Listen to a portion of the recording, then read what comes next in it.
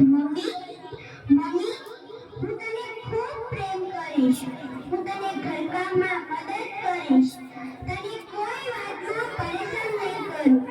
Mummy, હું તારું પ્રતિબિંબ બનીને રહીશ. મમ્મી, તું કંઈક તો બોલ. તું આમ ચૂપ કેમ છે?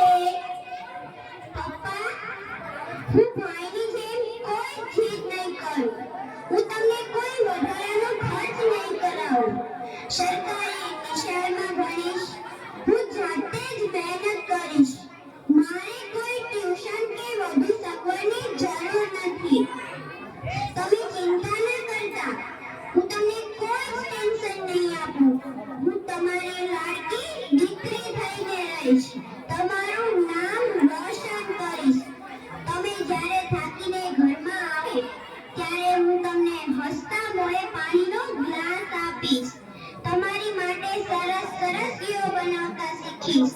સાચે જ પપ્પા, હું કોઈ જીદ નહીં કરું, પરંતુ તમે કંઈક તો બોલો. દાદીમા, મને ખબર છે તમારે દીકરો જોઈતો હતો, કુળદીપક, પરંતુ હું તમારા કુળનું નામ રોશન કરીશ. હું દરરોજ તમારી સેવા કરીશ. રાત્રે તમારા પગ દબાવી આપીશ. દાદીમા, હું તમારો ખૂબ જ ખ્યાલ રાખીશ. બા, તમે પણ એક સ્ત્રી જ છો. મારી મમ્મી પણ એક સ્ત્રી જ છે.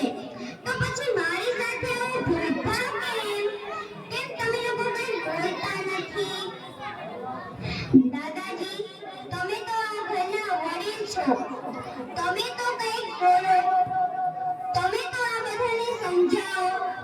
તમે જે ભગવાનના મંદિરે દરરોજ જાઓ છો ને, તે ભગવાને બનાવેલ આ સુંદર મેં જોઈ છે. મારે પણ મારી માના ખોળામાં આવડવું છે.